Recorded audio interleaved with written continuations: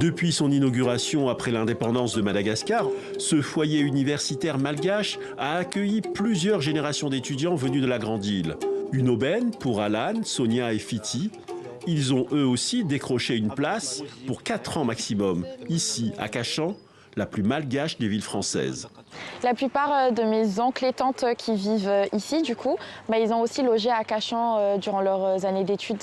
La toute première fois que j'ai entendu parler du foyer, ça m'intéressait beaucoup du fait qu'il y a beaucoup de malgaches en France et ça ne me dépaysait pas en fait du pays. C'est surtout dans le métro à Arc-Cachan que je trouve beaucoup de malgaches qui prend le RER. Tous les métiers auxquels... De retour de Madagascar en 2014, Bernard Baudry a décidé de s'engager en faveur de jeunes et de femmes démunies de Fianarantsoa et d'Antsirabe pour les former à un métier. Depuis 10 ans, son association Madia fédère des Cachanais autour de ses projets de solidarité. Là, c'est un cuisinier. Les Cachanais se mobilisent plus volontiers pour Madagascar que pour un autre pays.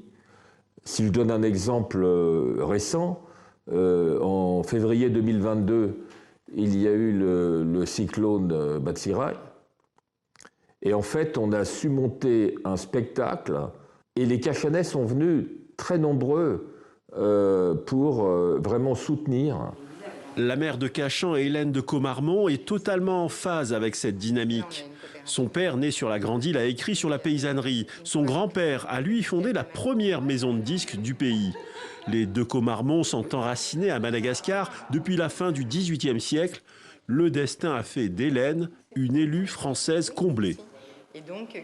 Je suis très heureuse d'être la maire de la ville la plus malgache de France. Moi-même, j'ai vécu à Madagascar quand j'étais toute petite. Bien sûr, il y a la diaspora malgache, il y a les étudiants malgaches qui sont là.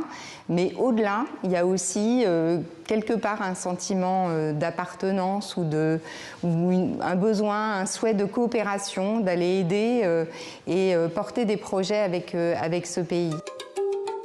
Loin des yeux, mais pas du cœur, les habitants de Cachan, qu'ils soient malgaches ou non, continuent d'écrire leur histoire d'amitié et de solidarité avec Madagascar.